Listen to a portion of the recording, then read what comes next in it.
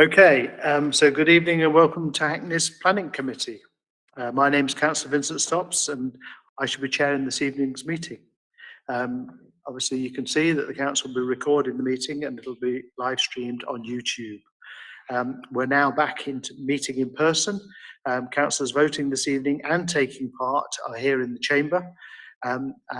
We've got Councillor Hanson. She's sitting at home with, she's unwell, but she's just observing. She's not taking part in the meeting. We are undertaking the meeting as closely a fashion as we can to our normal format of the meeting.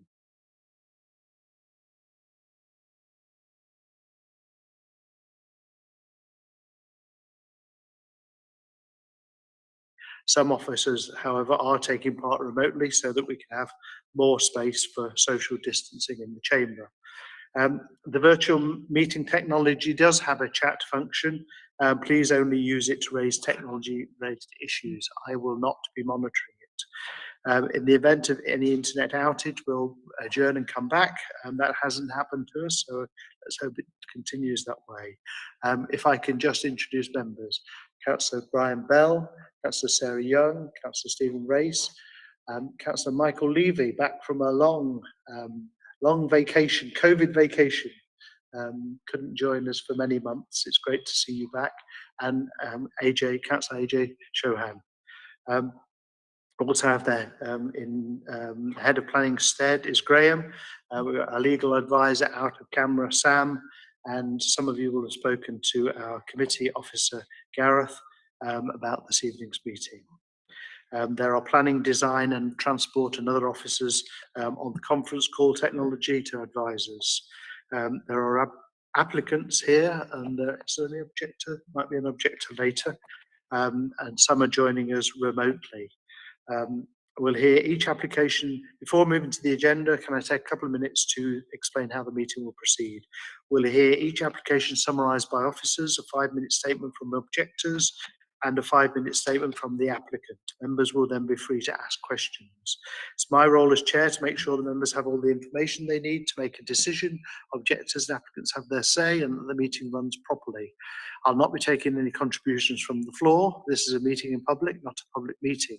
You must have given notice to the Government Services Officer before the meeting by registering to speak. As I say, objectors and applicants will have strictly 5 minutes each. If there is more than one speaker, and there is in the first substantive case, they'll have to decide amongst themselves how they split that 5 minutes, and I will facilitate that. Members are not representing either their wards nor their political parties. We make our decisions on the basis of the site visits we've made, what we've read in the reports, and of course what we hear this evening. We must only take account of policies adopted by the council, other material planning policies and material planning considerations. Can I emphasise members should not discuss nor take account of non-material planning matters. Members making the decision should not have allowed themselves to prejudge any application prior to the meeting. Similarly, if they have any interest in the application site or the people involved, they should declare that interest and may remove themselves from the decision. That's a personal matter for them. When we've finished our deliberation, we'll vote on the recommendation, and when the decision is made, that's normally the end of the matter for the committee. The applicant may appeal our decision, and objectors may seek legal redress. I advise you to seek professional advice in either case. Finally, we'll be taking a break at about 8 o'clock, seeing how the agenda pans out. But I think we will be running long enough to have a break this evening. And we'll now move to the agenda. So the agenda has apologies for absence first, Gareth. Chair, I'm aware of only one apologies for absence, which is Councillor Joseph. As you've alluded to earlier on, Councillor Hanson is joining the meeting this evening. But she's formally... well, she's giving formal apologies, but obviously she's observing the meeting. So, Declaration of interest, I have one. I know Andrew Waugh, the architect in the item 6 through my work on timber buildings, but that doesn't mean I will not be taking part in the items. Stephen.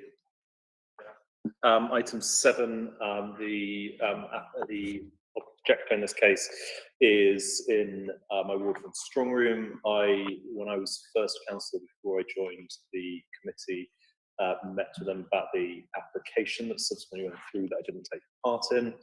Subsequently, Councillor Adams has been the point person from a ward point of view.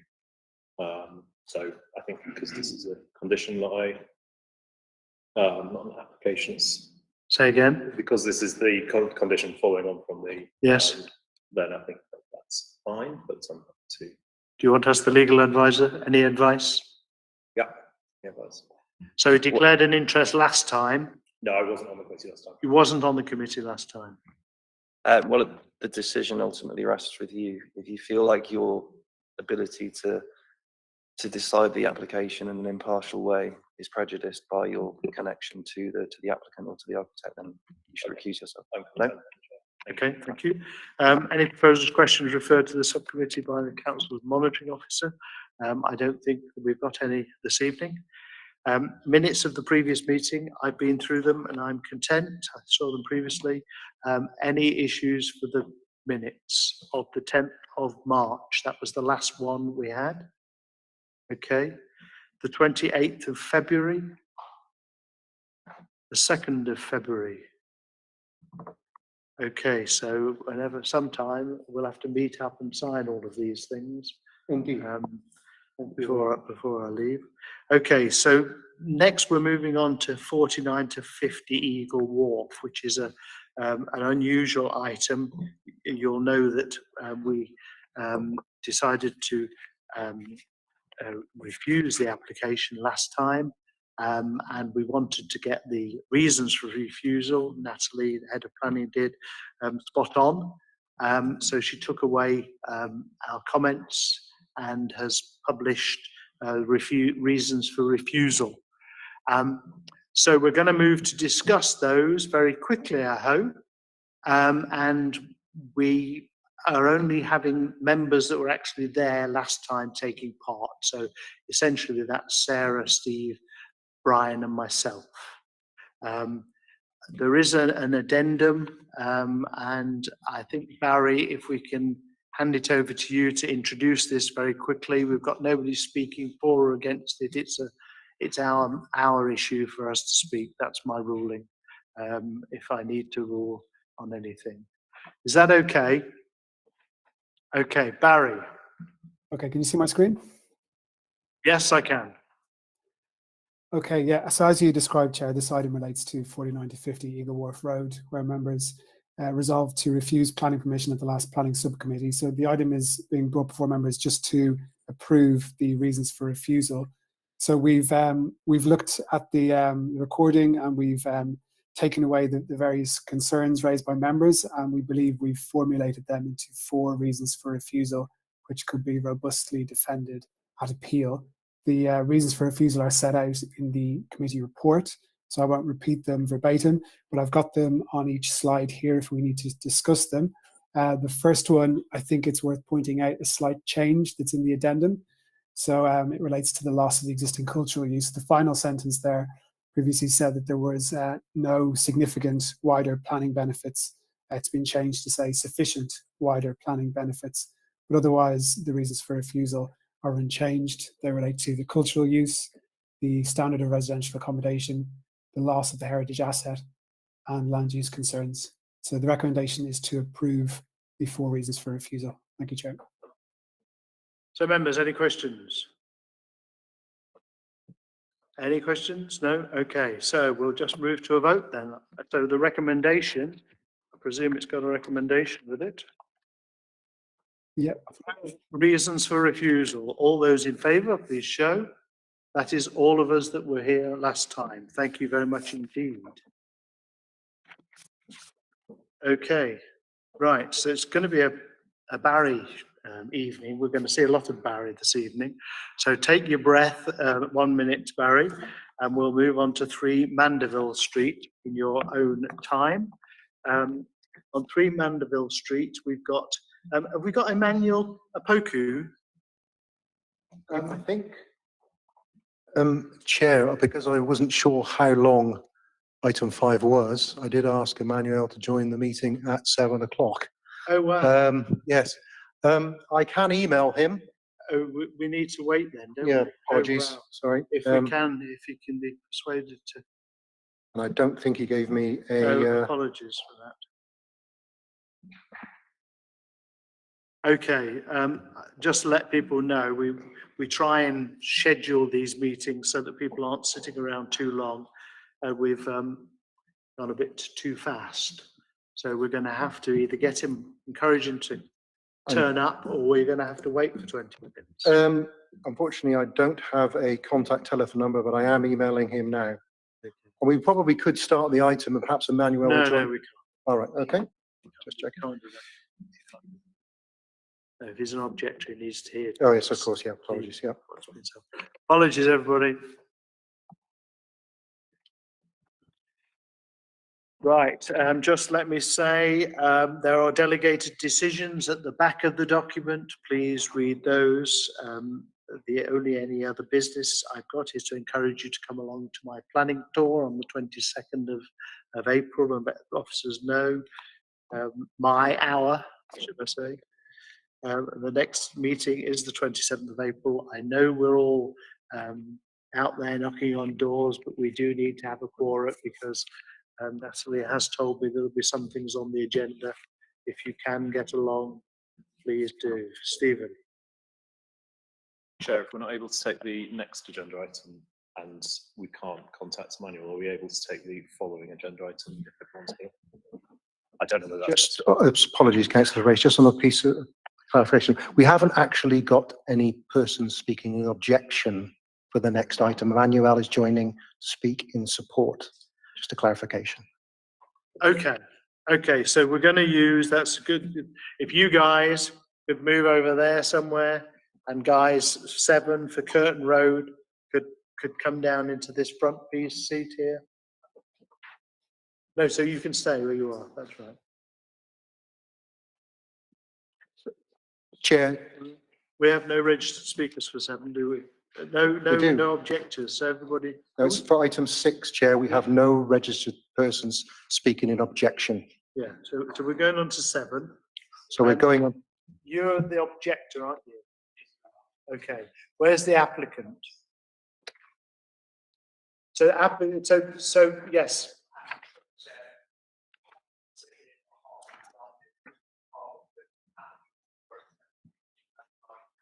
Oh, you're on 7 as well, are you? Okay, that was a bad idea then, Steve. Okay, go back to where you were. We're going to just have to sit it out until our objector gets here. Again, Chair, just on a, Yeah, just to re-clarify, Emmanuel, there are no persons speaking in objection to item 6. It is just persons from the applicant's side. Emmanuel is speaking in support of item 6. No, it's got to be here. Yeah, I realise that, Chair. Yes. So Can't just say, so- well, sorry, we told you to come later and we've ignored the fact we told you. Yep. Apologies, we don't normally get it this bad. I didn't notice that.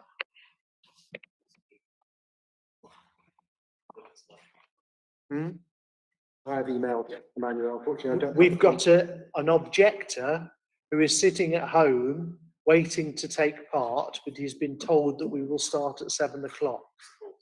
A supporter, sorry. A supporter. Yeah. Chair, is it worth asking the applicant if they've worked out how they're going to divide their time with the supporter? Worth asking them what? How they're going to divide the time? Do they need to? Yeah, 2.5 minutes each, we've been told. Okay. I've done that, done everything we can. We could have our break now, couldn't we? So we won't have to have a break.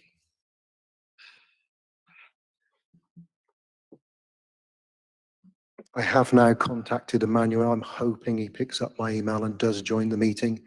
He has got the meeting details. He is down to join the meeting remotely, so I'm hoping he will join shortly. Unfortunately, I don't have a contact telephone number. Ah, Is this him? no. No, that was what a member of staff, Tim. No, there's Olakan Alabasikan. Who's that person? That's a member of staff, Chair.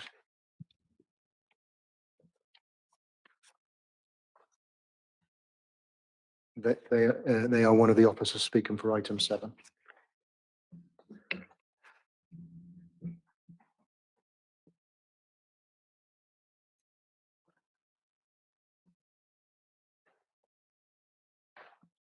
Oh, the environmental health person. That's correct, yes.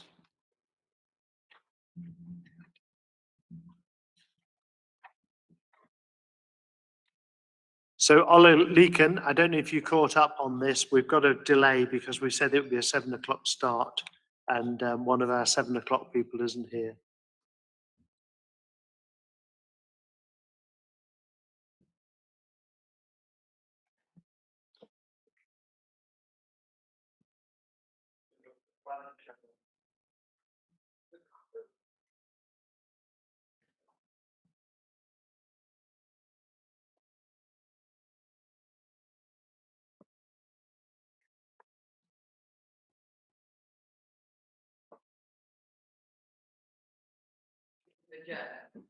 We're adjourned.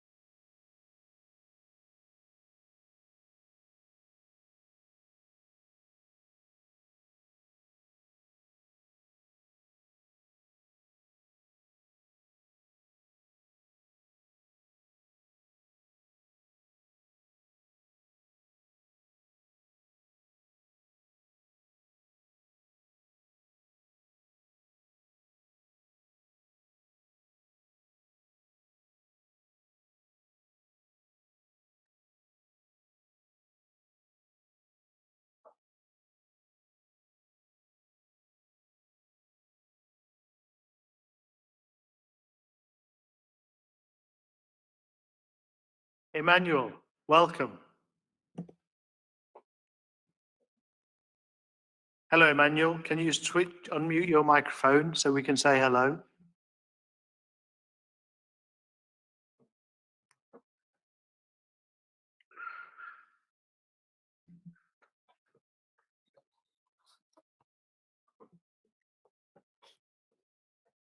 Hello, Emmanuel.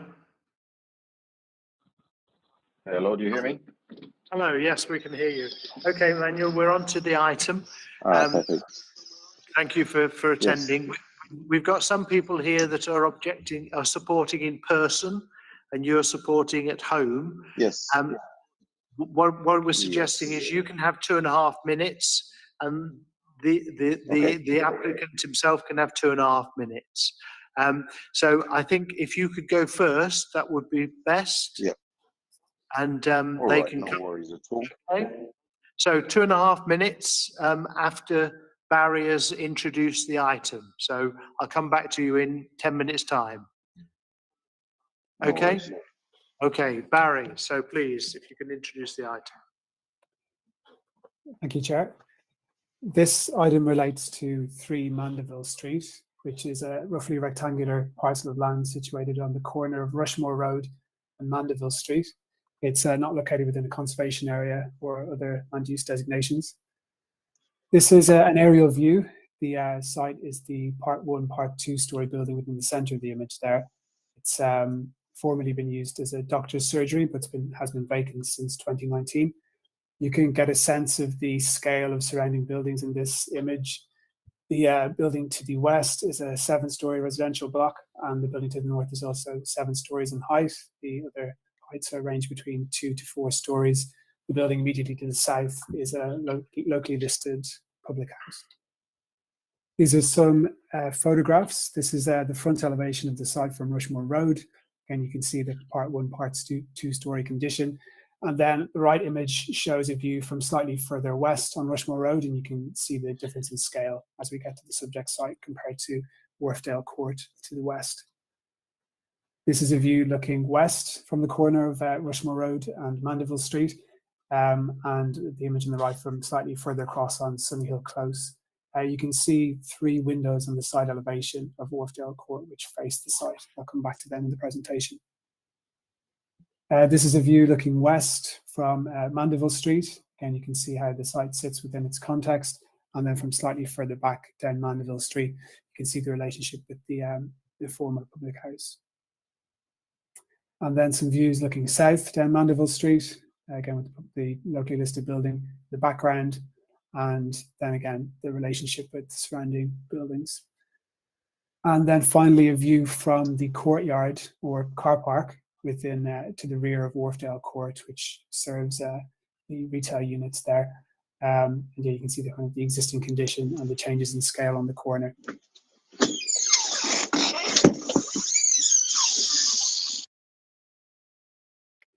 So the proposal is to demolish the existing building and erect an 8-story mixed-use building comprising a flexible commercial community use at ground floor level and 46 residential units with associated cycle parking, refuse and recycling facilities.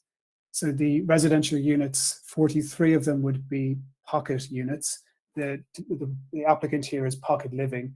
Pocket units are 1-bed, 1-person dwellings that are sold as discount market sale products at 20% discount against local market rates in perpetuity. 43 of the units within the scheme would be pocket units, and the remaining 3 would be for market sale. As I mentioned before, the existing buildings would be demolished, so that would result in the loss of the current doctor's surgery use.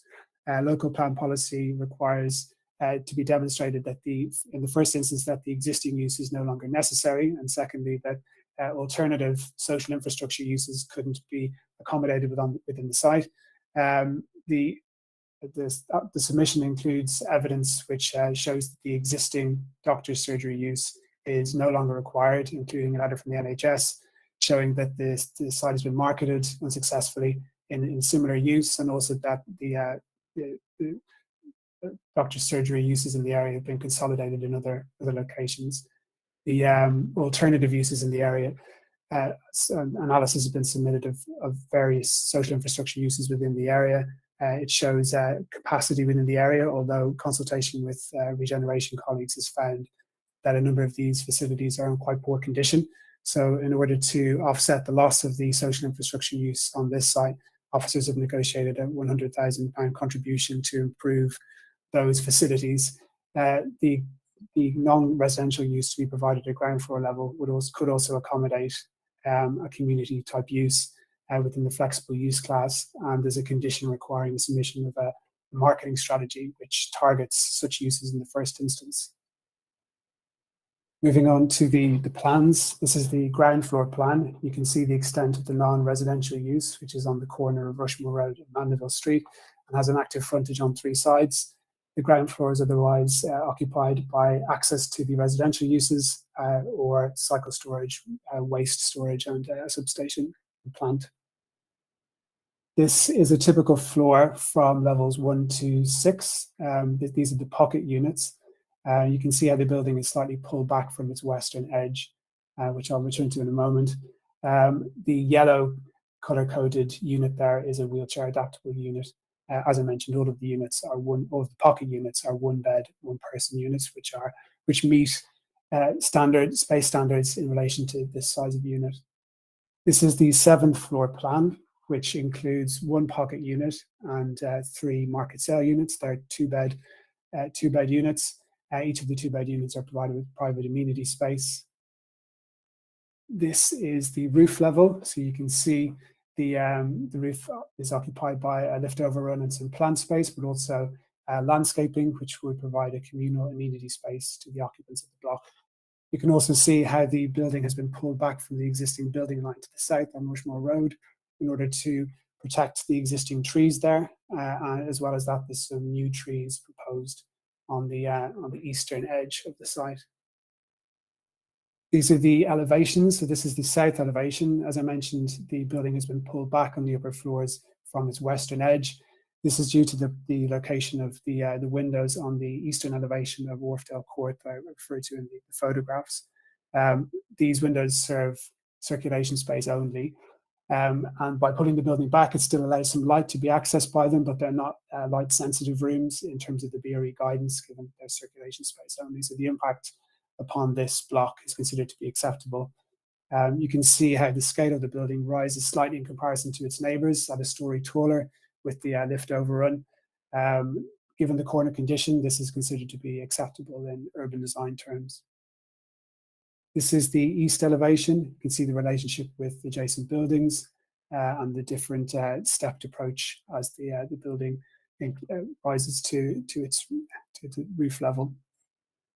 Here's the northern elevation, showing the arrangement of windows there, and the expressed core in the north elevation, including an arched window on the top there, giving some visual interest. And the west elevation, which includes some windows. Again, these aren't the primary aspect for the units in question, but a generally secondary aspect for serving circulation space. So turning to the pocket units.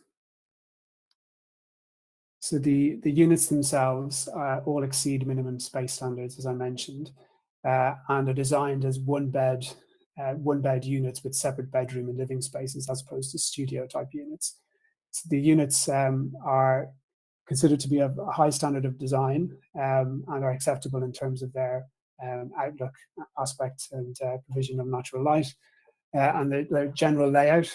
The units themselves, the 4-bed, the 43 1-bed, 1-person units would not be in accordance with our local plan policy in relation to housing mix, which seeks 1/3 of units to be family sized. However, in this instance, evidence has been submitted which shows that there is a high provision of family-sized units within the area. Alongside that, the units in question will be provided as discount market sale units at a 20% discount, and a substantial provision upon the site. With this in mind, and in light of other viability considerations, the housing mix is considered to be acceptable and would provide units of the size and standard that would meet a particular demand and need in the area.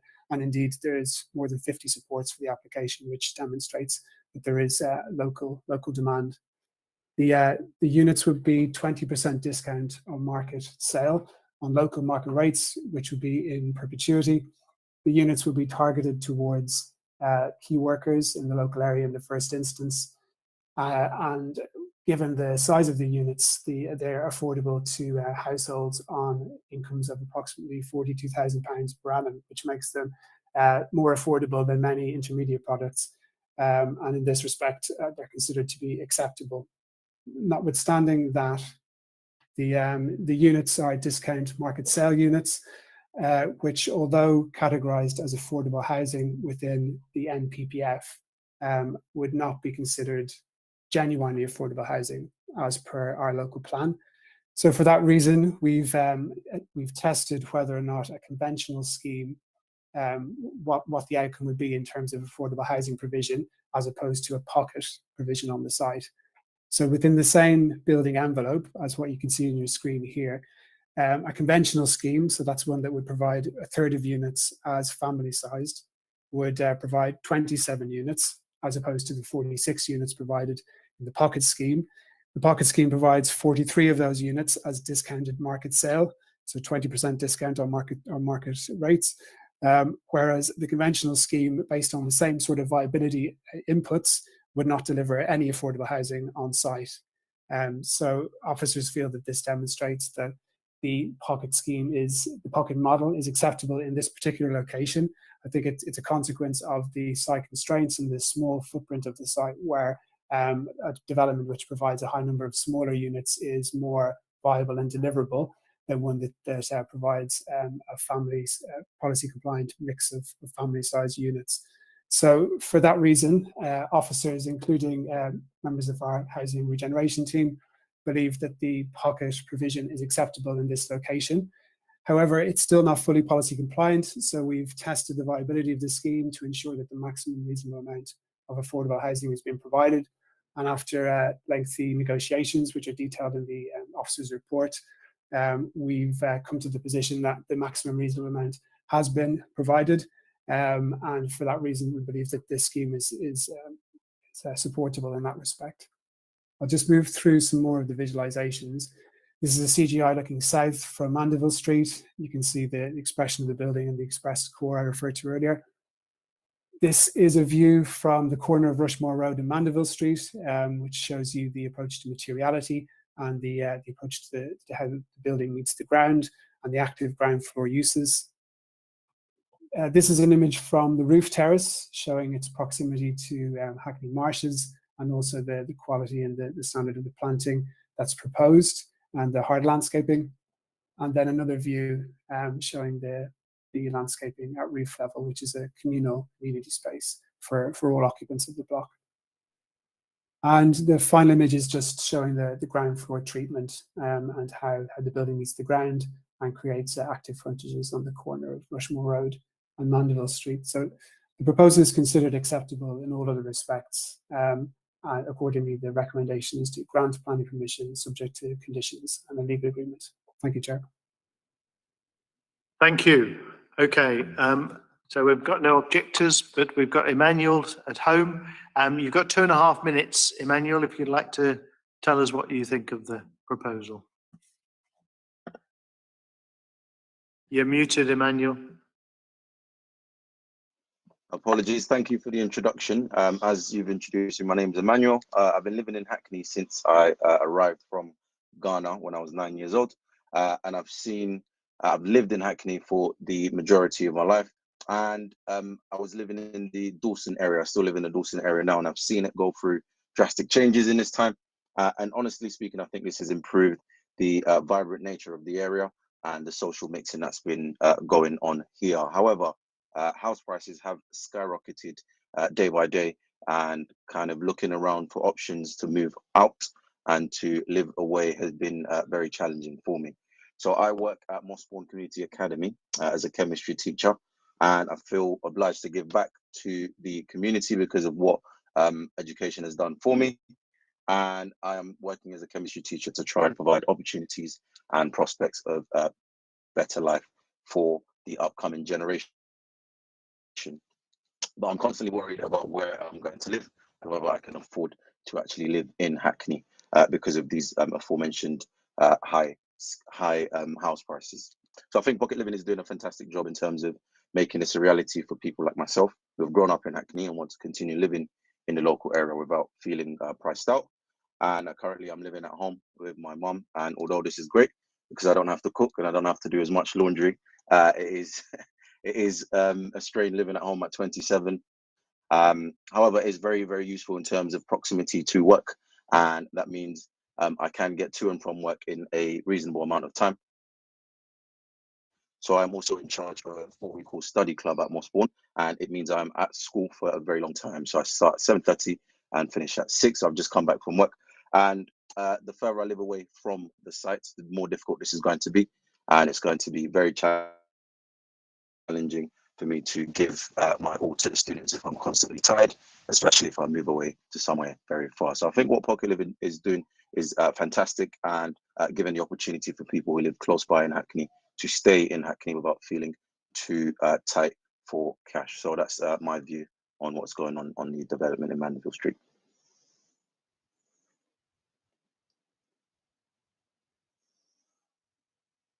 Matt, please.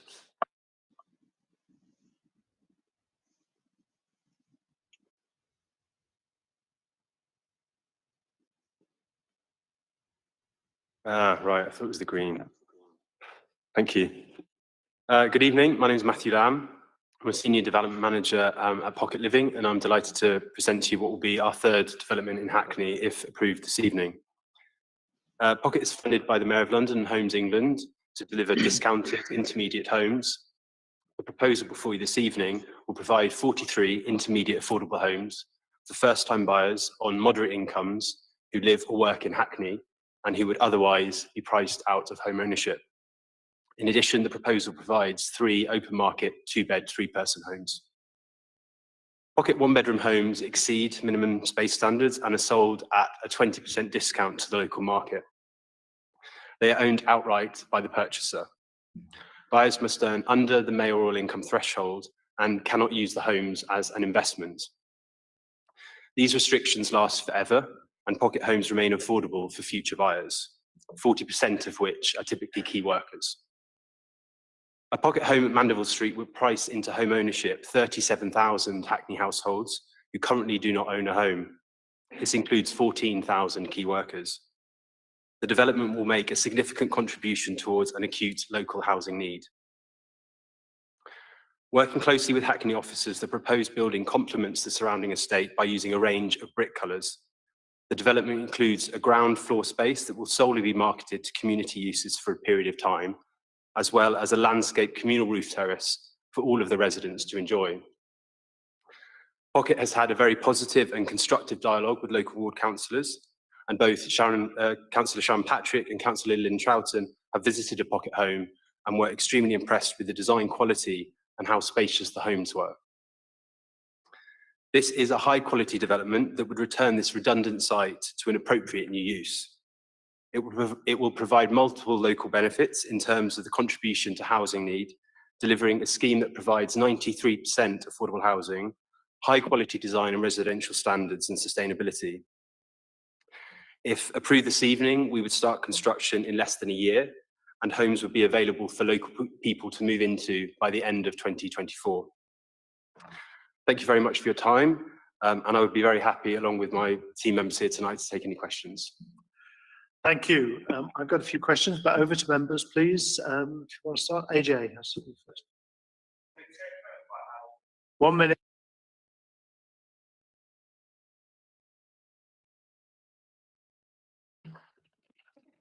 Sorry, Chair, can you clarify how they arrived at the 20% discount? I mean, would it be more affordable if they had a bigger discount?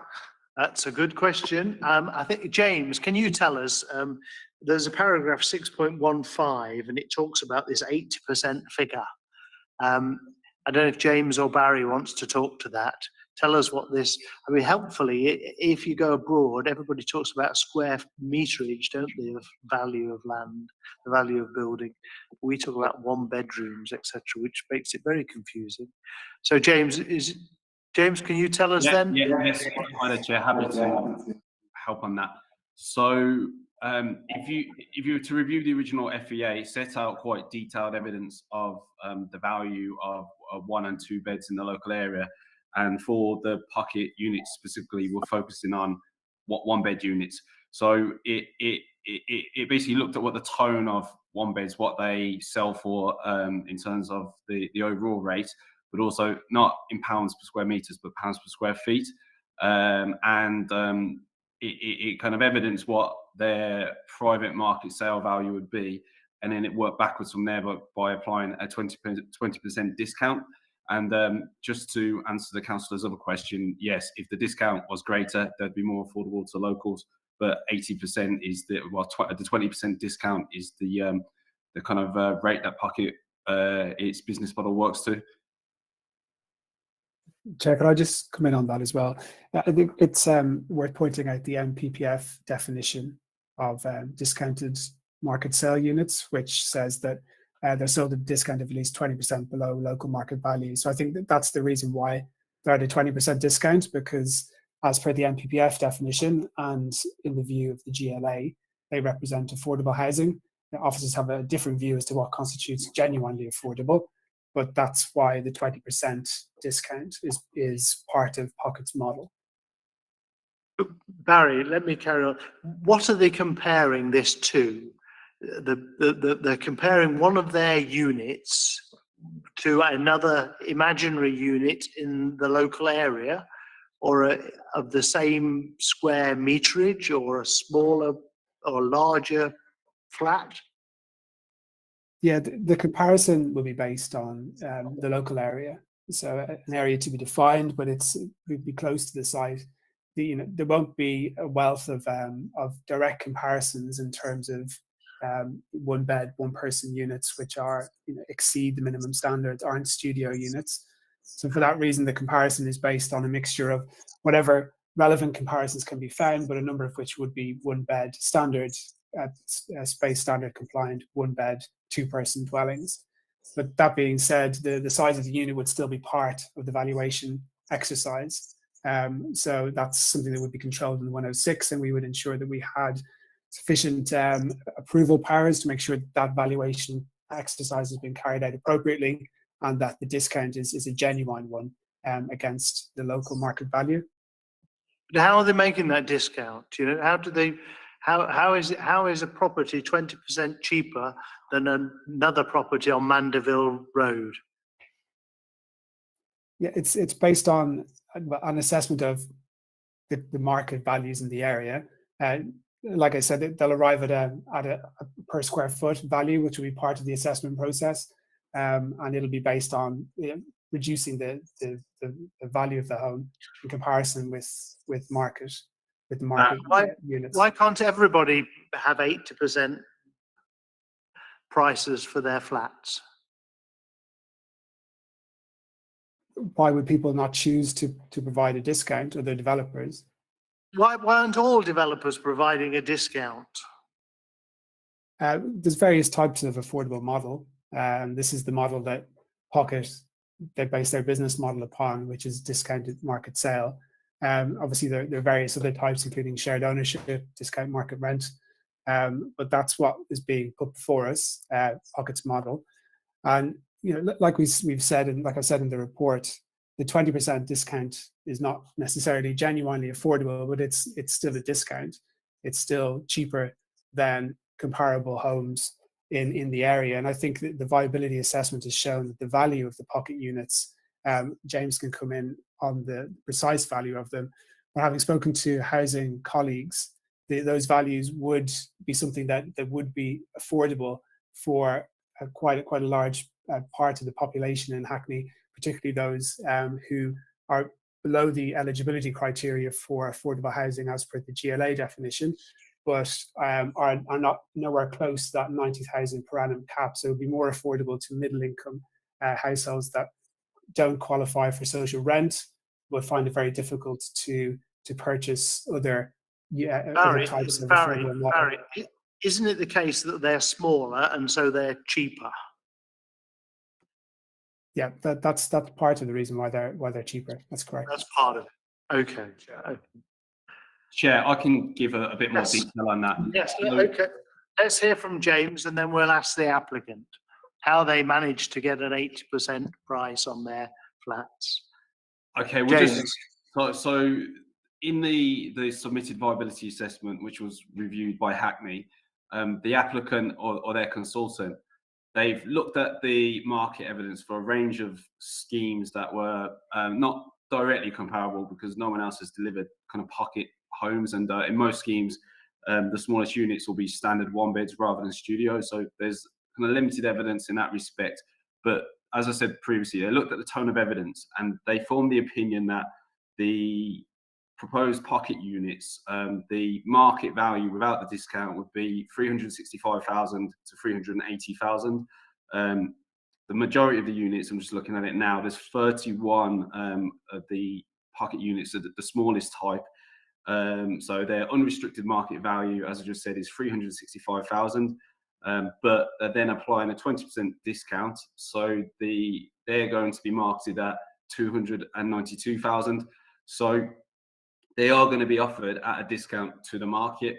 But there is some truth in what you're saying, that obviously smaller units are more affordable, and that there is a relationship between the size of the unit and the kind of value per square foot or per square meter. So in the first instance, the fully private value, it will be a high value when you just look at it per square foot or per square meter, because there's economies of scale with larger units. So in a sense, if you just look at it in terms of pounds per square foot, they could potentially still appear not expensive is the wrong word, but not like as cheap as you may imagine. But they've then applied the 20% discount, and it's been through a process where they've looked at the evidence in the market of what kind of rate per square foot other units would be selling at, and then taken that average, applied that to their units, and then applied a discount. So they're not just it's not just they're cheaper because they're smaller. There is a discount in that calculation as well. Okay, applicant, can you explain us how you managed this? Yeah, thank you, Chair. I think firstly, it's really important to remember that these are valued by through an independent valuation by an RICS qualified surveyor.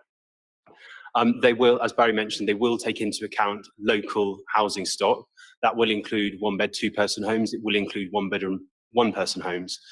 There's not enough stock in the local area of one bedroom, one person homes for us to solely use that as a benchmark.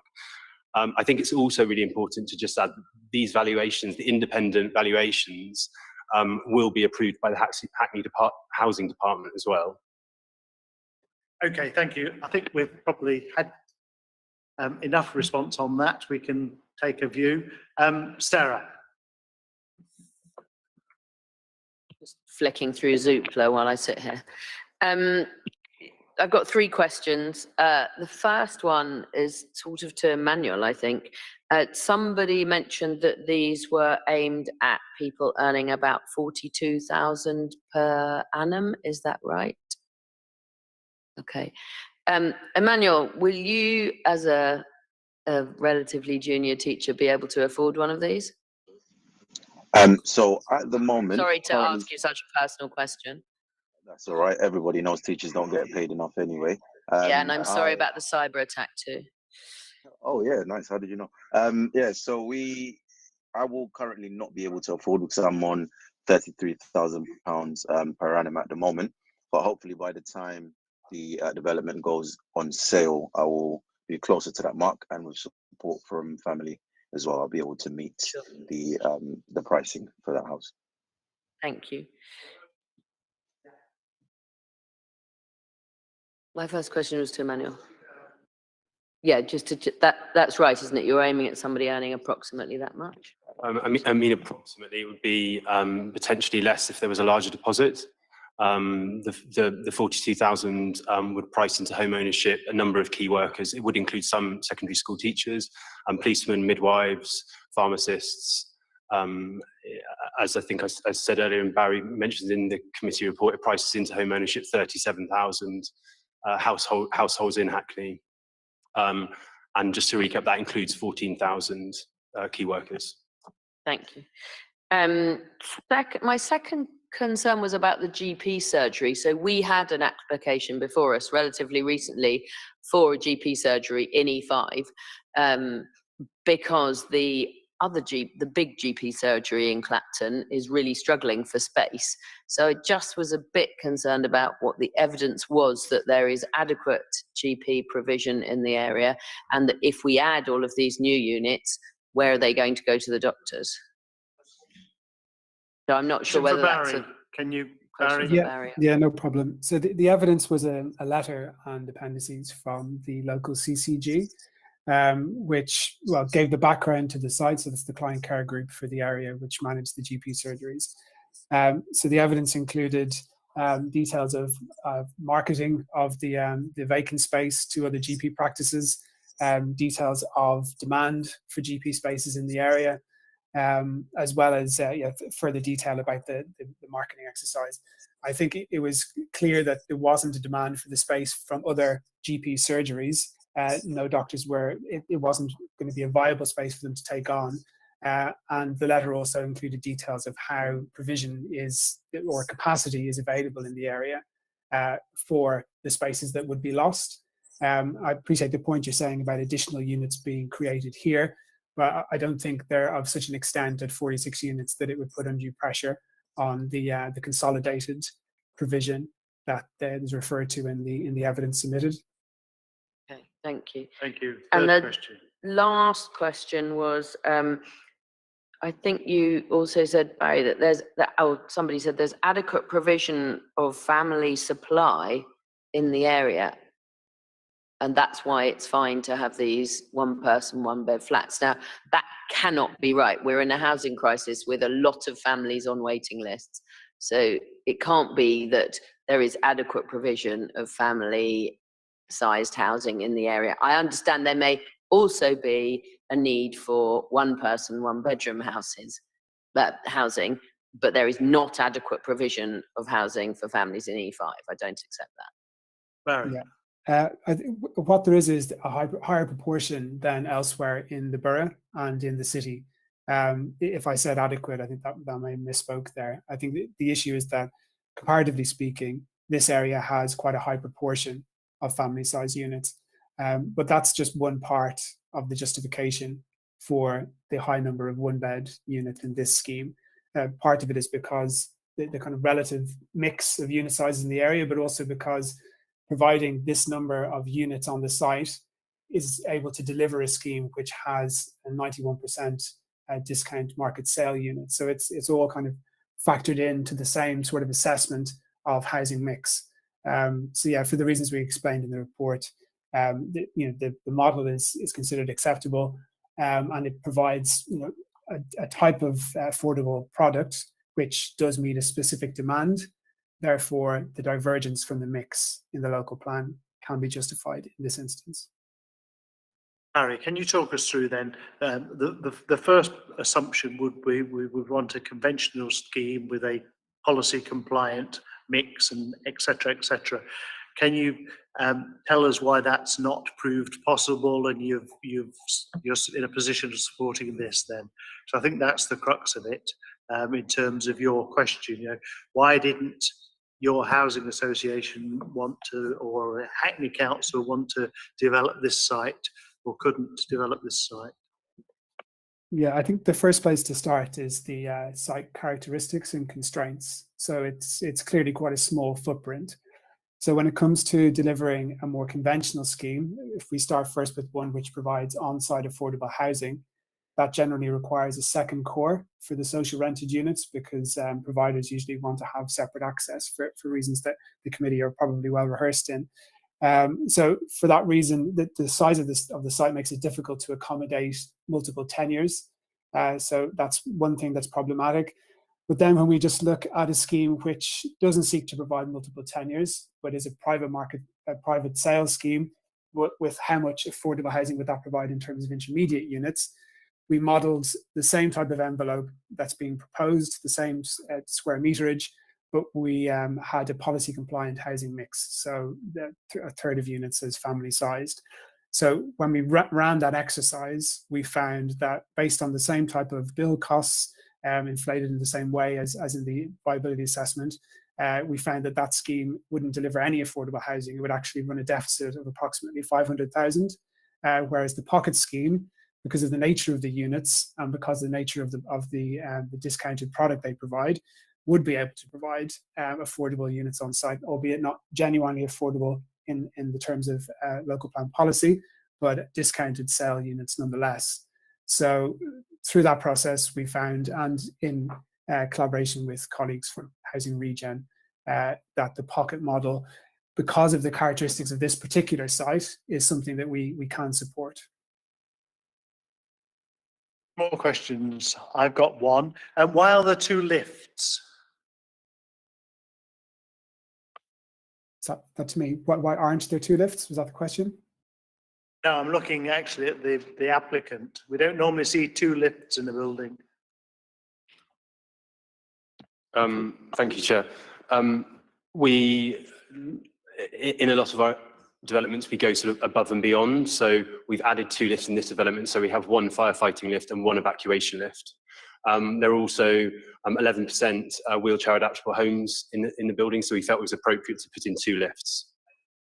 Thank you. Okay, any more questions? Steve, please. Just a point about Swift boxes at the beginning. Sorry, we are ending. At the beginning, the Hackney Swifts question why there aren't Swift nest boxes in there instead of on the trees. At the end, I'm not sure whether we're meant to recommend a condition or whether a condition has been agreed. So we could extend this. Barry, did you take the issue of Swifts on board? Yeah, there's a condition requiring details of boxes for small birds and bats. They'll be arriving soon, won't they? Michael, did you have a question? It's really an old bugbear of mine, but it's sprung out at page 1 here. I notice on page 41 there are 4 existing proposed, 4 existing parking places, and there are no disabled spaces. I assume that the existing car spaces are not going to be retained. I assume that that's a fair assumption, is it? You can ask Barry. Well, Barry or Joe, do you want to take it, Barry? I think we've resolved your issue over the months Yes, now. Indeed, we have. But looking at page 60, I'm not quite sure that we've not gone back to a reactive position rather than a proactive position. It seems to me that we are saying, well, if there is, should there be a demand identified, we'll put some bays in, otherwise we won't. And that's not what I understood what we are trying to achieve here. Well spotted. Joe. Councillor Levy, thank you very much for the question. So there's 2 disabled persons parking bays that have been agreed as part of the public highway.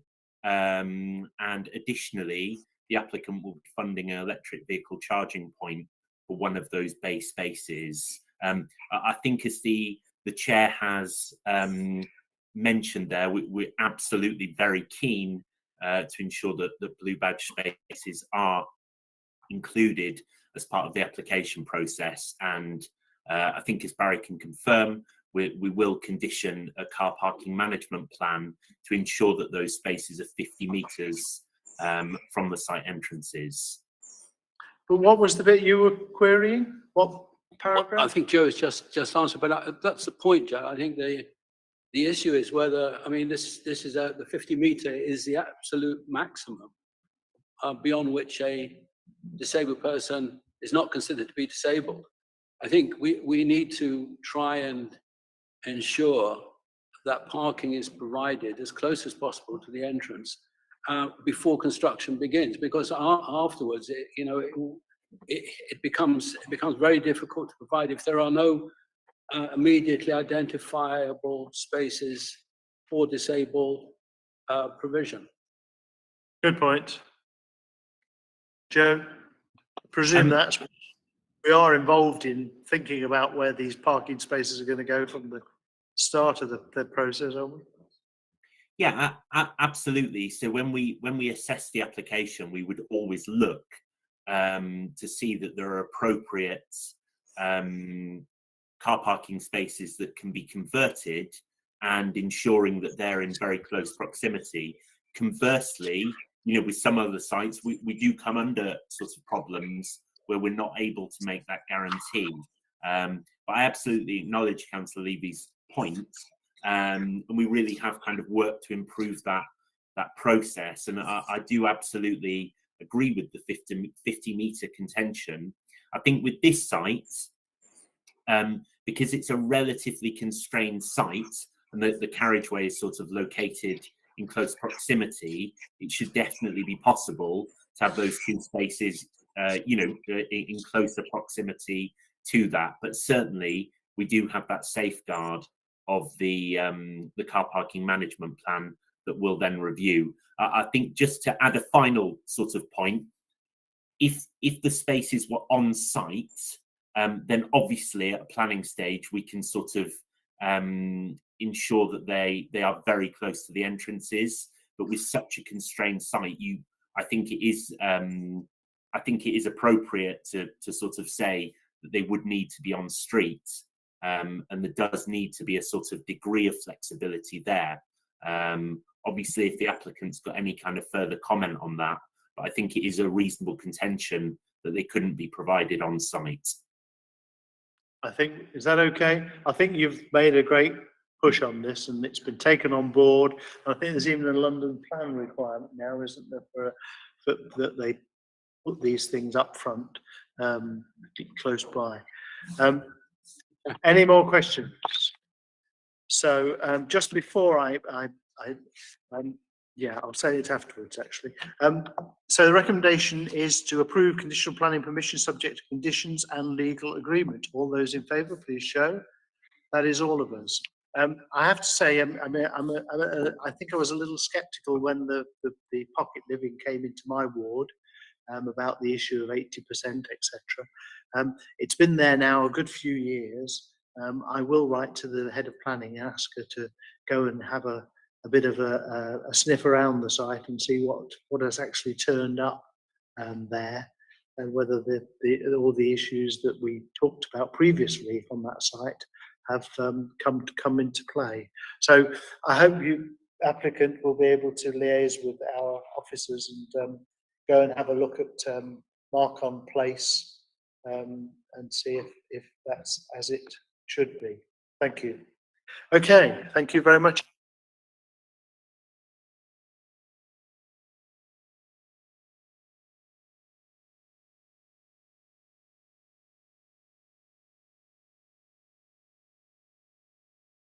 All of you still there? So, hope you managed to get somewhere. You should be at the top of the queue with these guys, given your contribution this evening.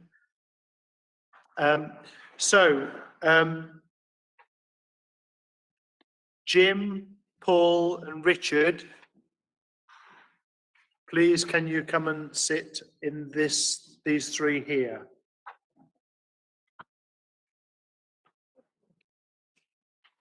Craig, Mark, Adam and Charles, where you are with Charles now, please.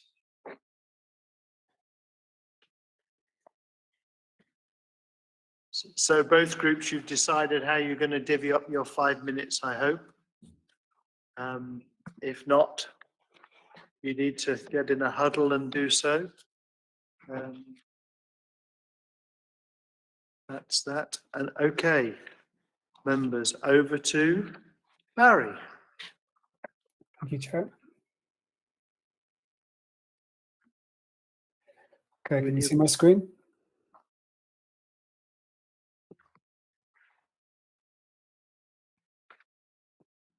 Okay.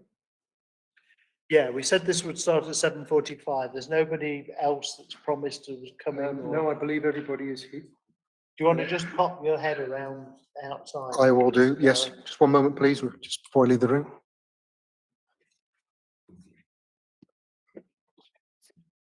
We try to do these timings to limit the amount of waiting around there is. I realise I saw you at 6 o'clock this evening, Charles, so Apologies for that.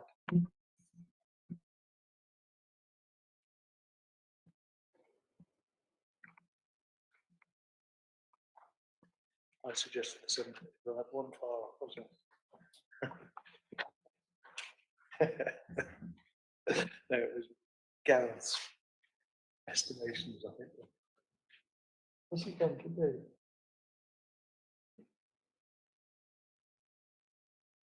Yeah. Go persons outside. Okay, thank you very much indeed. Okay, over to you, Barry. Thank you, Again, Chair. please. Thanks, Chair. So this item relates to 118 Curtin Road, which you can see in your images here. This is a side photograph showing the existing building. It's a 3-story building. So planning permission was approved to redevelop the site.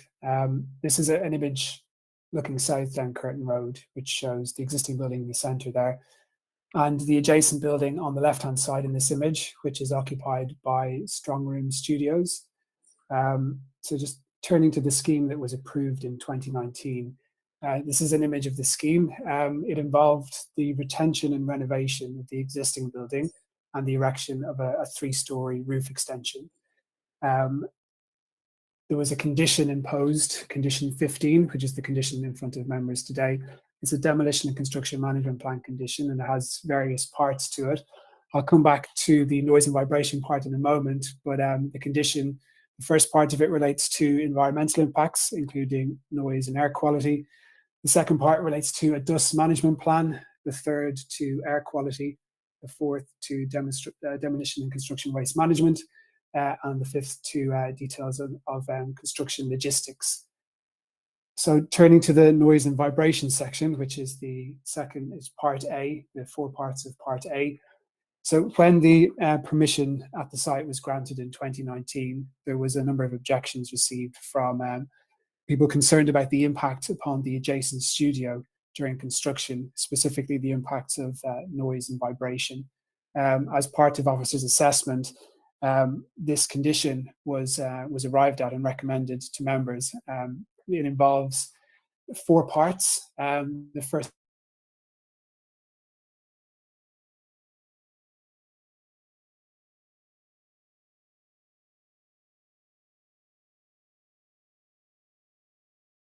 Okay, Chair. We appear to have Barry frozen. Oh, Barry's back. Shall I start from this slide again? How much did you miss? Please.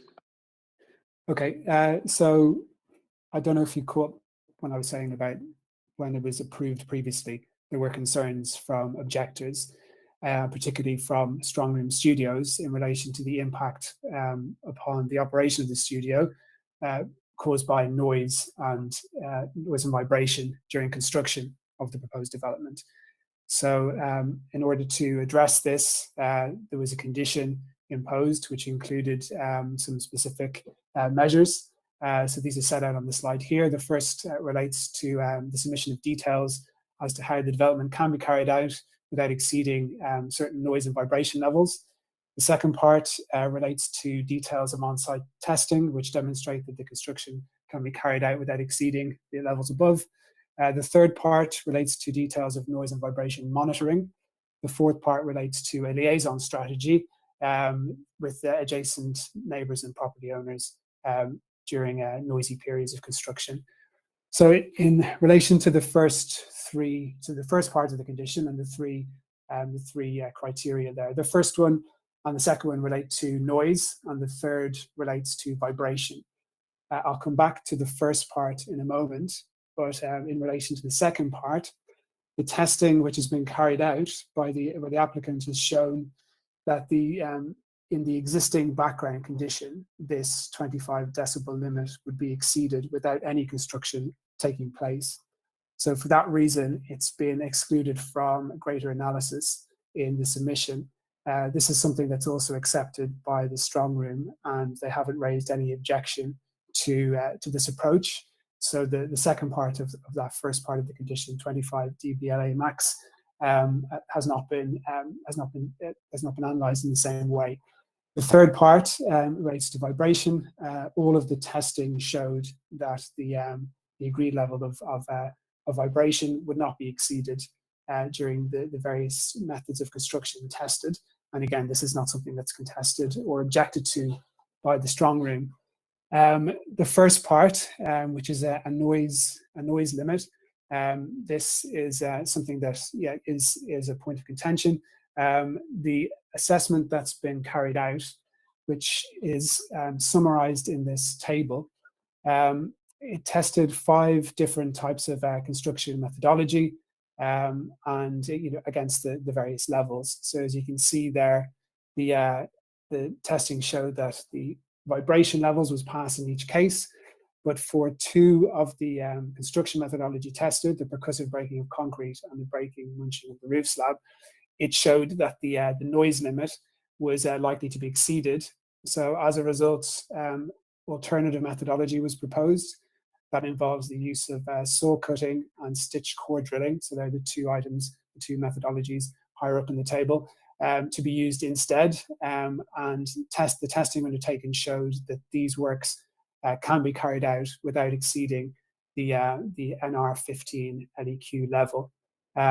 The images you can see in the slide here on the left-hand side, this shows the type of equipment that were tested, the stitch core drilling and the saw cutting implements. And then the image on the right shows the testing as it was taking place. You can see that the party wall with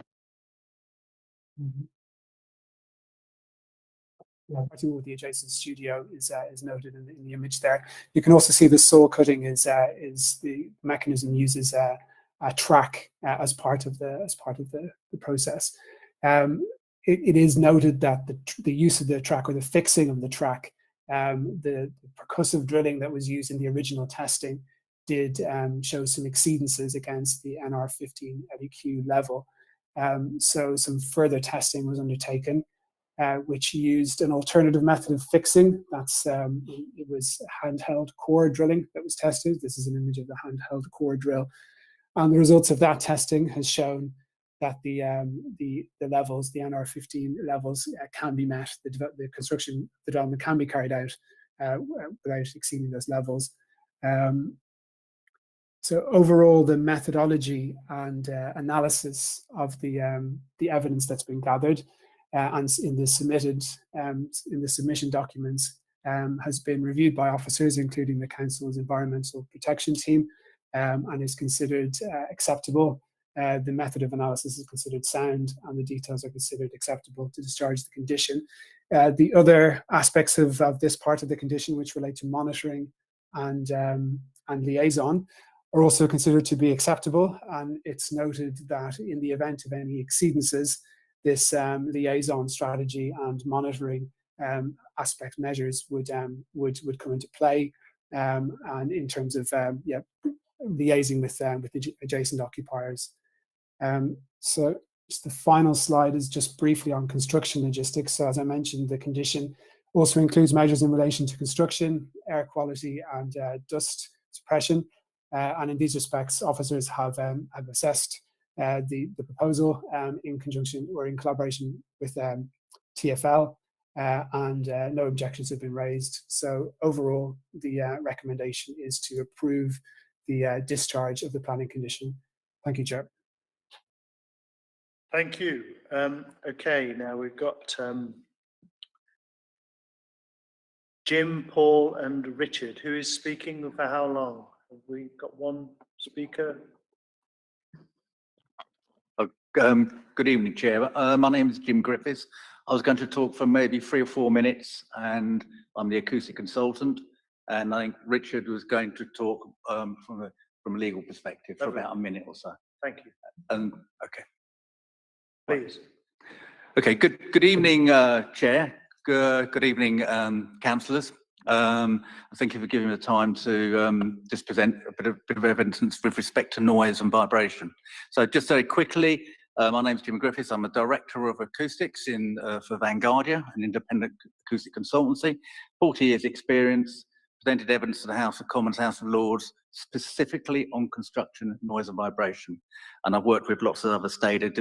Worked on Tottenham Hotspur, the O2, and I'm recently doing the Stratford MSG Sphere project, both here and in Vegas. So I've had a lot of experience in terms of noise and vibration and the effects of that in complex spaces. So the point I'm just going to address really is this condition 15. And as Mr. Cotton quite rightly said, it's about this NR15. This is the noise level over a number of frequencies that we must not exceed. That's the condition says. I think it's actually, it says, you know, it must not exceed NR15. So a number of tests were carried out by the applicant, and I was fortunate and invited to go and witness those tests, which I did. All the measurements were carried out by the applicant, and I just witnessed the calibration. And I think the applicant and the acoustic consultants here today, and the conditions were all agreed, which is great. What we found that when doing the control tests from just one item of equipment, even the mitigated, the options that were being put forward in terms of the stitch drilling, is that with their own data, the NR15 is exceeded. And it's not just exceeded at one frequency, it's exceeded over four different frequencies. So it is exceeded. So it's not correct to say that the NR15 will be met. And that's, I say, using their data. It's not my data, it's data that's put in their own report. This is actually supported by a subjective assessment. So as well as doing the measurements in terms of objective measurements, we also listened. What's it like in a studio? What's it actually going to be like? And both myself and the applicant's acoustic consultant agreed that it would be just audible. And that's in the report. And that's one of the reasons we have NR15, because if you can't really have audible sounds on a regular basis in the studio. And it was audible, just audible. And there's a definition of that, but it was audible. And if you're trying to, in a recording studio, and if you've got audible sounds of construction, there will be a significant problem, which is why everyone, the council, ourselves, and the applicant agreed the NR15. So their own data exceeds that. Therefore, we have significant concerns. What does that mean in the end? What does that mean for the studio? Well, what that means for the studio is that it won't be able to operate. It simply won't be able to operate. If you know, it's not just for your ears, it's also microphones picking up this frequency. So it's really important to the strong room. As I say, and you can hear it. So just with your ears.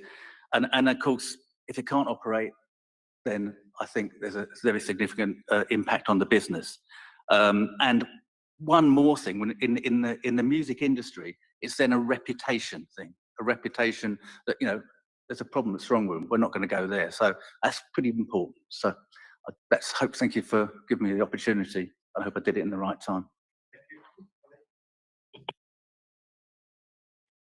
Thank you. Good evening. Richard Eden, solicitor for Strong Room. There is a legal point which I think is important, because the question for you to ask is, has the applicant satisfied you that they can carry out the works without exceeding this NR15?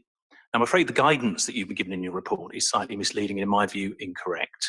At 6.11, it said that whilst it's acknowledged that there may be exceedances, that doesn't mean the limit cannot be met.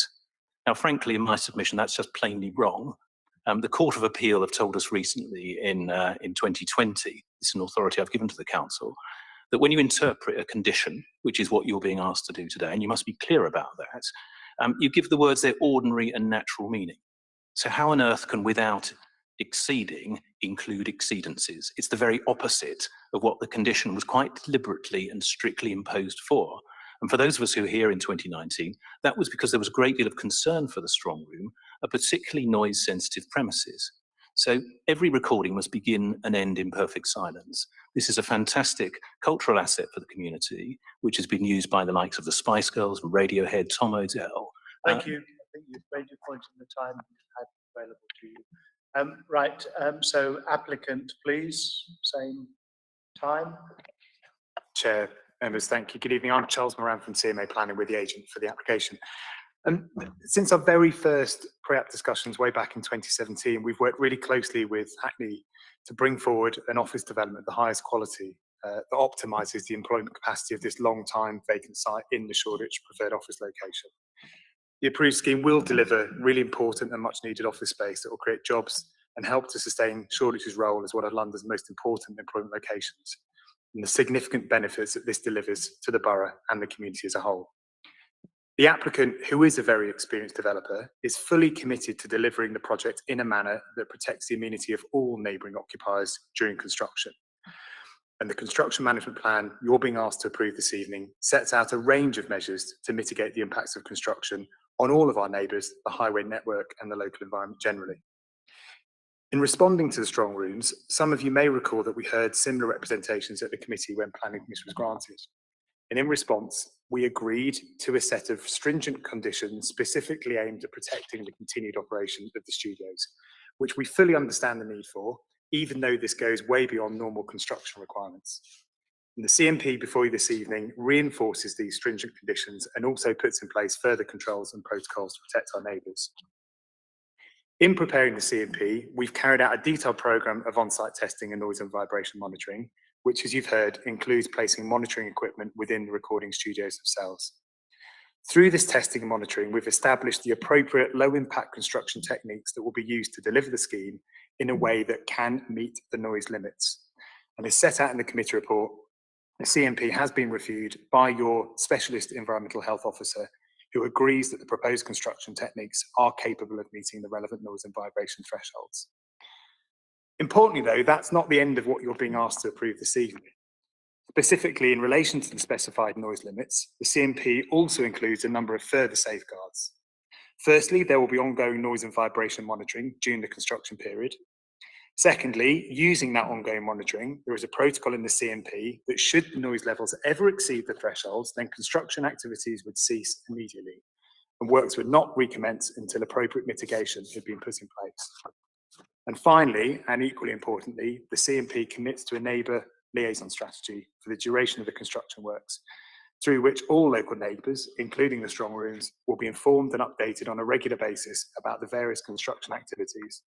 And this is important because if there are activities that could cause disruption in a slightly abnormal way, for example, if there are pieces of building material being craned in which require part of the road to be temporarily closed, then we will work with neighbours to discuss the timing and logistics of those works well in advance of them happening. We've actually committed to a very specific neighbour liaison protocol with the strong rooms, and this can be fully audited and reported back to the council. This is a central London site and in a busy area where background noise levels are already high, as you've heard. And indeed, many of the background noise levels are higher than the levels we're agreeing to. I think it's also important to note that over the last few years, there have been a number of construction projects completed equally close to the strong rooms, including the current construction works at 74 Rivington Street and various noisy roadworks on Rivington Street and Curtin Road.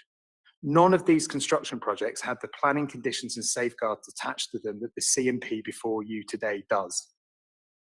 The applicant, Manhattan Loft Corporation, has delivered numerous complex sites in central London over the last 25 years and is highly experienced in doing so in a neighbourly manner. Notably, they own the Ealing Film Studios in West London, where they've delivered very major construction projects where the studios remained operational, and so completely understand the issues and how to do things properly. Chair, in closing, all I'd note is we've done exactly what we agreed and were requested to do so by the strong rooms, and the CMP before you tonight has been robustly assessed by your specialist officers. Thank you, Charles. Thank you. Sorry, I was looking at the wrong light. I was just going to add, we have got our specialists here this evening, Chair, to answer any questions, but I was about to wrap up anyway, so you caught me in time. Thank you.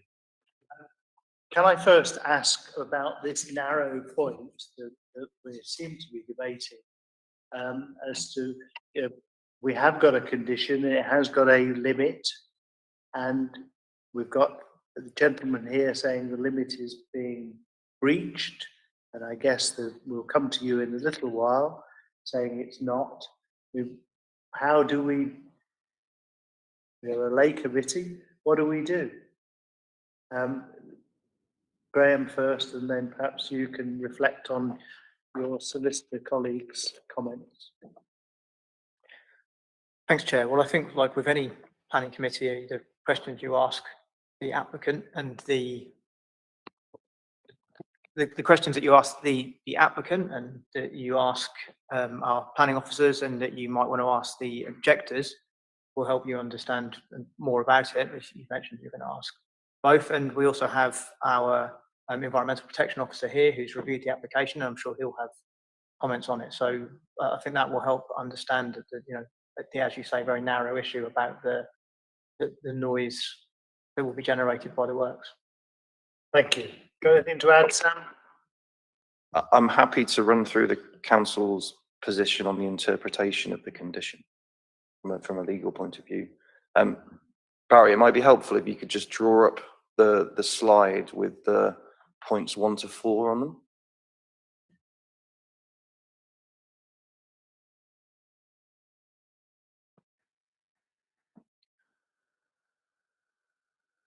Yeah, that's the one.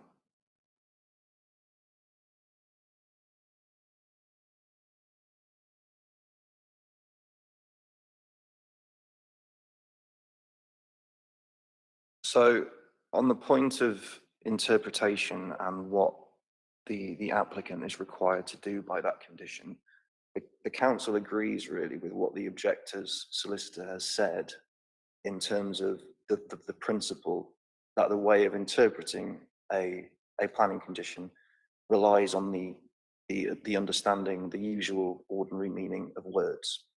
So if we look at the words here, and the statement that's to be provided has to show how the construction of the development can be, and can be is important, carried out without exceeding the relevant limits. And so, as I say, the words can be are important. They've been chosen to be used. It doesn't say must be carried out, shall be, will be, is to be. We've gone with can be. And as the objector's solicitor has pointed out, we have to apply the ordinary meaning of the words can be. So what does it mean? It means able to, basically. So is the developer able to construct this development without exceeding those limits? Is it possible to construct the development without exceeding those limits? And Barry, if you don't mind just flicking on one slide, I think the table that's quite helpful is on the next one on. So this is quite difficult to make out, but in the first column of that, I believe it says tested activity, so the various construction methods that are proposed. And in the second column, it says, I think, compliance with NR 15 LEQ 15 mins possible. And that NR 15 LEQ is one of the data points for the condition. So effectively, the language of this table is couched in the same language as the condition. Is it possible to comply with that data point using these various methods? And just working through each one, 1 to 3 all say yes, it is possible. 4 and 5, so the percussive breaking and the munching, say that it is likely to exceed. But I understand that the consultant has since proposed alternative methods, and that those methods are deemed to be acceptable. So the question is, applying the logic that's been put to you, look at the ordinary meaning of this condition. Is the developer able to, can the developer construct the development in accordance with the relevant data points? That's the evidence that the council's been presented with, and so it's interpreted that yes, it can. That's the evidence of the applicant. Of the applicant. Okay, applicant, can you tell us your view of all of this? Then I'll go to Ollie Laken. I think that's Ollie. Can you put your camera on, and can you respond to some of this and afterwards for us, please? Chair, if you're okay, I'm going to hand over to our acoustic expert Please, to comment on that specifics. All I would ask you to do is, when considering that, just remember the comments I've made about the other provisions within the CMP that go beyond what the condition actually called for, to make sure that we do adhere to those. Yeah, okay. The key point that allowed me to arrive at our position is really to do with the calculable inherent margin for error in the actual calculation technique. The margin for error that can be calculated for the way we assessed it actually exceeds the exceedances above the criteria for the limit. So we have a situation where we can show that the margin for error in the calculation technique exceeds the excess. So in that point, that is how we arrived at the position of we can meet the criteria, we can meet the limits because the excess or the margin for error exceeds the excess. Okay. Ola can you tell us your take on all of this, please? Hello, everybody. I've reached the conclusion that the NR 15 limit can be met based on two reasons. The first one is having looked at the report submitted by BV, the methodology that they employed, in terms of the equipment that they brought to site, in terms of the time, the period of the measurement time, the location of the sound level meters, inside and outside of the studios, I consider that. Also, series of tests carried out by BV while Vanguardia were present, and also, there were times that when they came up with Vanguardia came up with the idea that, well, in their report that there was an exceedances. The BV and the developer came up with alternative techniques, and they carried out further tests, which I think the last one was on the 10th of March. So those are the two main reasons why I concluded that those the limits can be met. The issue raised by, maybe I don't need to talk about that for now. I'll stop at that for now, sir.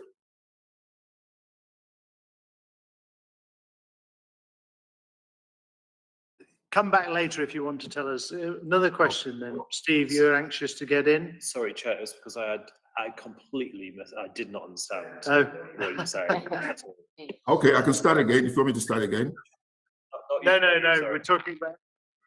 Explain it as straightforward as I can. It's one minute. Let me. Sorry. So we want you to go through slowly. Okay. The issue of your variances and exceedances, etc. I think that's what flummoxed. That's fine. It is to do with rounding of data. It is sort of common practice in the acoustics industry to round measured noise data to the nearest whole decibel. So, for example, if you had a noise level of 39.5 decibels, you'd round it to 40 dB. If you had 39.4 decibels, you'd round it down to 39.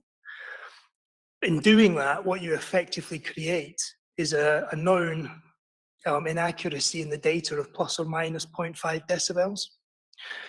And as a result of that plus or minus 0.5 decibels, when you map it through in the process of developing the assessment, in the case that we have here, the margin for error resulted in it being at least 3 dB.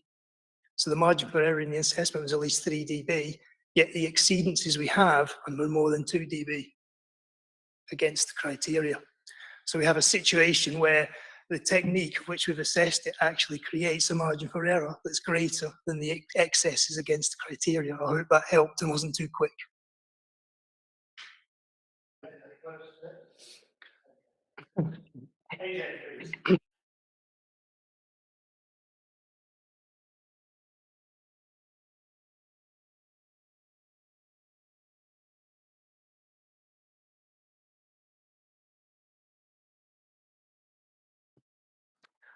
Yes, thank you very much indeed to given the opportunity here. Yeah, and it is a bit complex, but all the cases that I've always done, if you have a limit, 35, 45, that is the limit. Now, a sound level meter measures to 0.1 of a decibel, and I think, as Mr. Scott was saying, it's normally plus or minus 0.5. But here, in their own data, and it's on table 6.13 and 6.14 of their lowest piece of equipment for making any noise, shows it's 2 dB above, 2 dB above, 1 dB above, 1 dB above. The evidence is there. It's whole round numbers are 2 dB above what the NR15 should be. And that's for the saw cutting. The other one they're talking about was stitch drilling. 2 dB above, 2 dB above, 1 dB above. These are their figures. It is above. I'm not talking about half a dB here. We're talking about whole dBs. And if I had to go into the House of Commons, House of Lords, and say, oh, actually a couple of dB over it, it'll be okay because of rounding errors, it's just not acceptable. 2 dB is 2 dB over and not over at one frequency, it's over at a numbered frequency. Is that not accept? Yeah, okay, okay. Any more questions? Councillor Levy. Thank you, Chair. I'm trying to understand the difficulty. I'm not an expert, but it seems to me that some elements of construction do not exceed NR 15, and some do. Are we specifically focusing on those machinery, that construction work, construction machinery that exceeds it, or are we talking about the whole? So those ones that said yes, I'm addressing the consultant, the ones that said yes, would this gentleman criticise those? Well, this is where the disagreement has arisen, because the excesses above the NR curve are so, well, they're so minor versus the assessment technique that I just talked through, and the margin for error that's inherent in the assessment. But it then becomes a question of, well, how much is the margin for error actually the result of the excess? We're talking about very, very small numbers here. Okay. Any more questions, Steve? Sorry, could we have a response potentially to points made by the acoustics with the objector about whether that's the case? Because obviously the example given was points of a decibel, and the example here is given full decibel, so over the. I think the point this gentleman is making is there are some occasions when the actual number is higher. The point the gentleman was making over there is you know, they're clearly on the threshold, but they they do breach it occasionally. And therefore, as a committee chair, are we being, our role is to understand and to vote on whether the methods are able to run, then we'll always be able to, is that? Well, that's what you heard what Sam said. So yeah, I mean, we do have a position, you know, we've got to some degree enable development. We can't stifle development completely on the basis of, you know, if we am I right?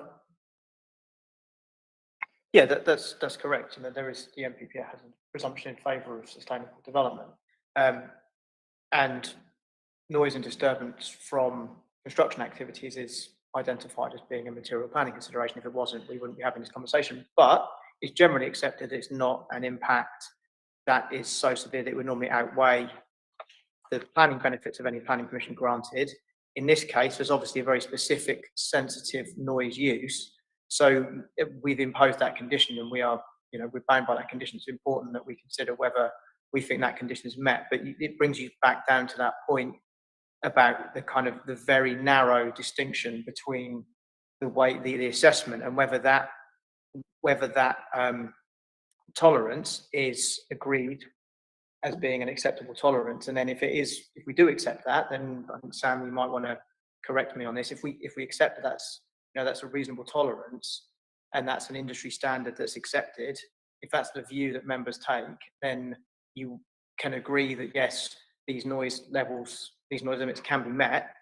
And then if you agree that, and if you then decided not to support the recommendation, it could be considered unreasonable if we've accepted that industry standards have been followed. So I think that's probably the crux of the matter here. Steve, we'll pursue yours again. Thank you, Chair. And so therefore, I suppose the next question is: are these the best sorts of techniques that can be used, and are there any better or any other options that are being pursued? And is that something that we can take into account here, or are we simply adjudicating on the options that are in the report? You, Barry. Yeah, I can answer that. I mean, like with any planning application, you have to consider the proposal put before you. In lots of cases, there would be a better option, but you're considering what's put before you. So if the decision that the committee decides to make is that yes, this condition has been complied with, then the possibility of a lower impact wouldn't be reason to refuse this application. And Sam, I don't know if you have any further comment on that. The only thing I would probably add is to say that there's obviously competing experts, if you like, on this technical data.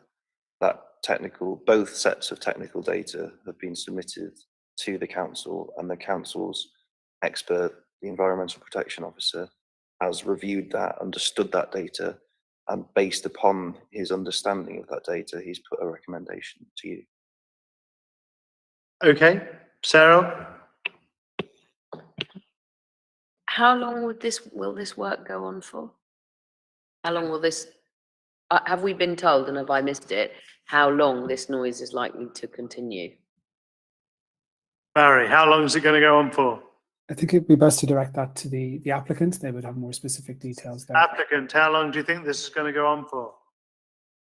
Chair, I think I'll check. The construction programme is obviously over an extended period, probably 2 years, but you'll appreciate that there are periods, and it's predominantly the beginning when the noisy works take place, because as buildings get built, they tend to, the stuff tends to happen inside.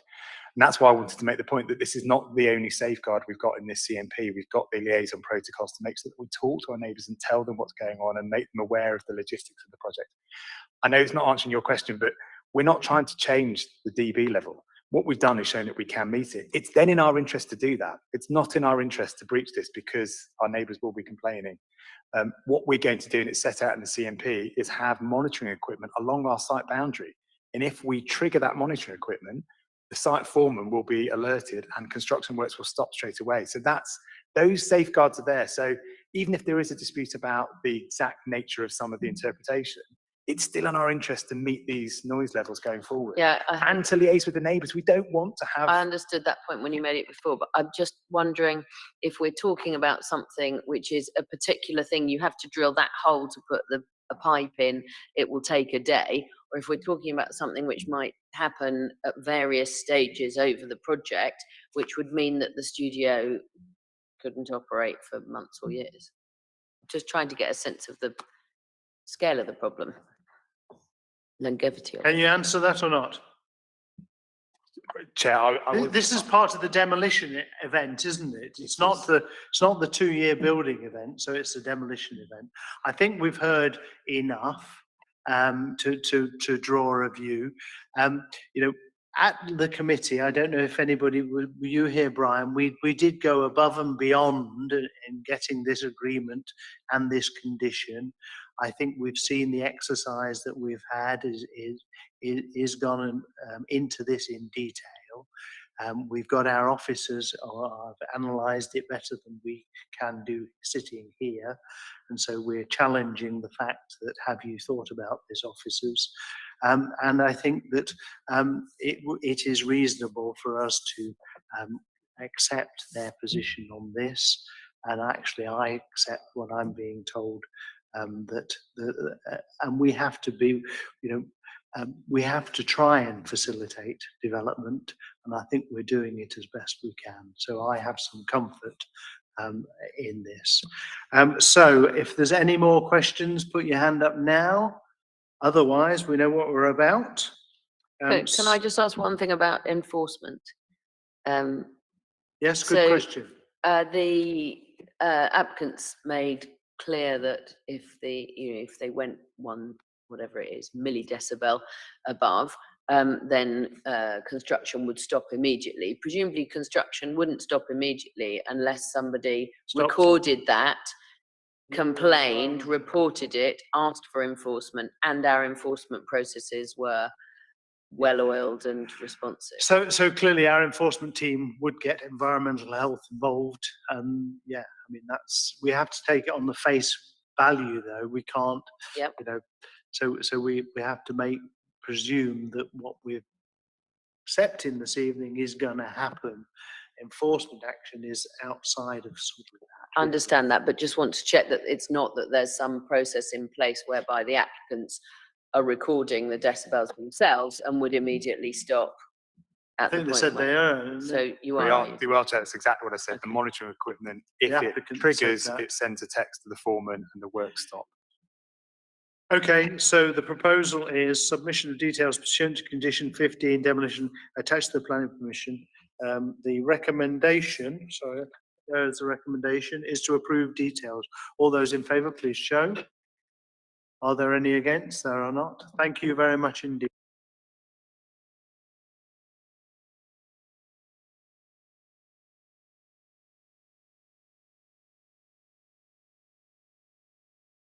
Thank you very much, everybody. I think we did the early. Any other businesses? Thank you. Chair, I just wanted to finish and remind members there is one more planning meeting scheduled, or currently is scheduled for the 27th of April. To be followed by drinks in somebody's parlour, I hope.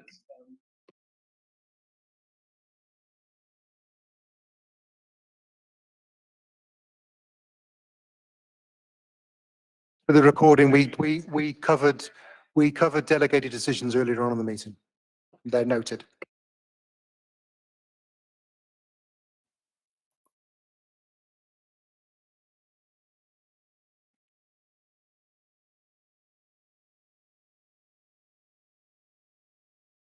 So that concludes the meeting. So Mario, we can stop the live stream. Thank you very much. And the recording. And thank you.